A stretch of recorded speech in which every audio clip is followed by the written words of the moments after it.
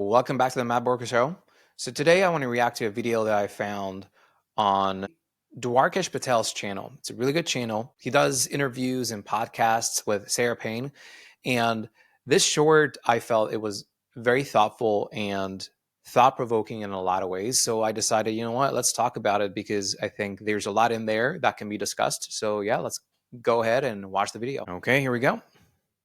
Maybe this is a subtle but recurring disagreement between us. That's fine. It seems like the quality of institutions is central in your thinking of how well a country will do or how central it will be in the future. And for me, it's much more just like how big is your economy, how big is your population. But it seems to me America is just such a big and powerful country economically that it would be difficult for Europe to displace us, even if we make these mistakes in terms of our alliances and diplomacy. Well, let me ask you a question. Why isn't it that Argentina, which is a really big country, tremendous resources, why isn't it a great power? Its economy sucks. I think if its economy was better, I think it Yeah, might but be. why does its economy suck?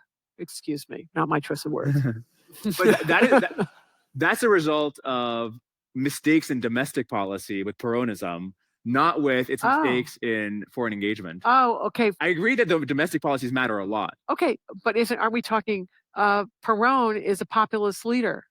Populists, by definition, aren't people who are institutionalists. They're like me. I'm so special kind of person. And so aren't you actually telling me that Argentina has inadequate domestic institutions and they failed? Agreed. So I'm back to institutions. This is great because then we're identifying the real crux. So maybe the crux is we both agree that institutions matter. I think they really matter because they shape the trajectory of economic growth. Yeah. Okay, but then I think like this sort of like their effects on. Right. Like I look at Russia. I mean, lousy institutions. That place should be rich. But so I think Europe's institutions are still bad because the rate of economic growth in Europe is quite bad. Whereas you might think they're better than I think they are because they're like good at diplomacy. I suspect that this crisis now, because it's existential with Putin, that it will force them to clean up these institutions. It will take them time. Maybe I'll be dead wrong, or maybe I'll be wrong, dead. Well, who knows? But how that all works. But I suspect, because usually an existential threat is clarifying. And you can see Ukraine trying desperately to clean up its institutions. That's a lot further to go than Europe does. I suspect that Europeans are going to clean up some of this. It'll take them time. It'll take them time. Okay, so yeah, there's a lot to discuss here, but I think first of all, what we need to talk about is I agree with Sarah Payne. I do feel that institutions are significantly more crucial to the growth and the strength of a country, right? I mean, just think about Singapore or the UAE compared to Russia or the United States. They're significantly smaller. I mean, Singapore is literally a city state, right? However, since they have the right economic principles and institutions in place in order for businesses to grow, that created an atmosphere where actually on a lot of charts, Singapore is number one because they have really high standard of living, right? It's from an economic and financial standpoint, your money is going to be safe. It's good to do business there. I mean, every country has its disadvantages and whatnot, but I don't feel that the size of a country really determines its economic success. So if you think about China, their size definitely takes a role in their economic success because they can play into, their sheer volume when it comes to population, and that obviously helps.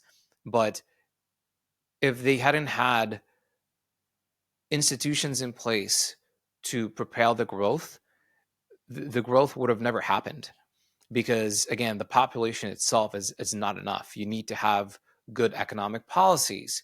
You need to have good laws that essentially enable you to propel an economy. And I don't think it's necessarily size dependent because, again, if we have a look at the UAE, if we have a look at I don't know, Singapore, if we have a look at some countries like I don't know,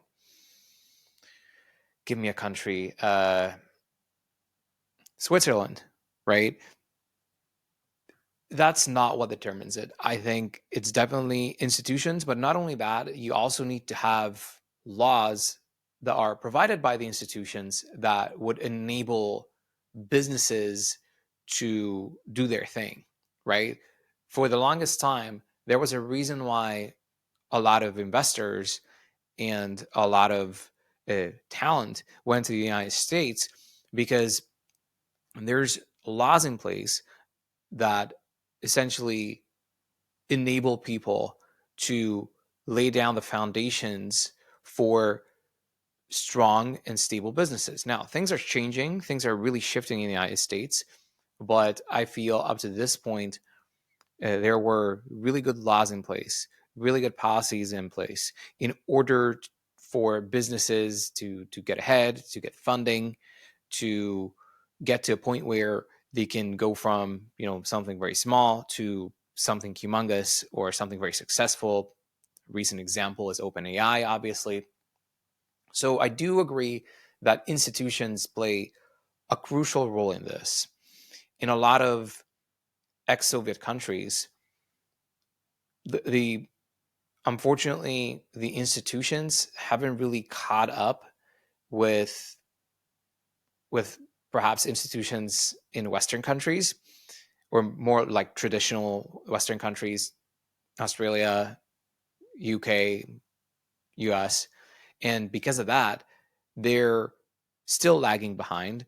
The standard of living is not where it should be, even though there's definitely a workforce that would be able to provide that growth. However, the economy is not able to tap into that enough because the institutions don't provide enough support for the smaller businesses to, to get the funding, to get everything in place in order to lay the foundations down for that business to really grow, right?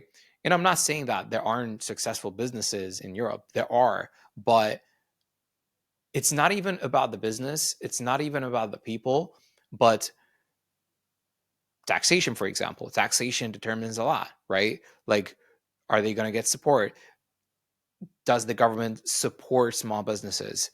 Can you apply for grants, subsidies, whatever, right? Those are all very important factors because, nowadays, if you want to be part of a team, A, you can work remotely. B, you can move to that country, get a visa, and then work there. Like, there's a lot of options. So actually, I think where the business was founded, it actually determines a lot about the business's success, and obviously the institutions that are backing it up. So yeah, that's pretty much it for today. Let me know what you think. Let's have a conversation about this. I highly recommend this channel. Again, the channel is called Dwarkesh Patel, and Dwarkesh does like a lot of interviews with like different people, but the ones that really stood out to me were the ones with Sarah Payne. And yeah, I really enjoy the content. So I thought, you know what, let's react to this. So yeah, thanks so much. Please like this video. Again, comment below and also subscribe to the channel. It would really help me out. And I'll see you around.